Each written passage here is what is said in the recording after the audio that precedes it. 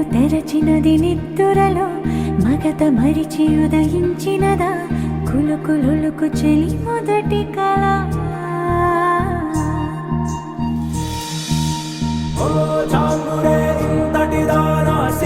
అన్నది శారద రాత్రి విలవిలా చలి కన్నుల తన కళలను కనుగొని అచ్చరువున మురిసి అయ్యహో ఎంతటిది సుందరి ఎవ్వరూ రారు కదా తన సరి సృష్టికే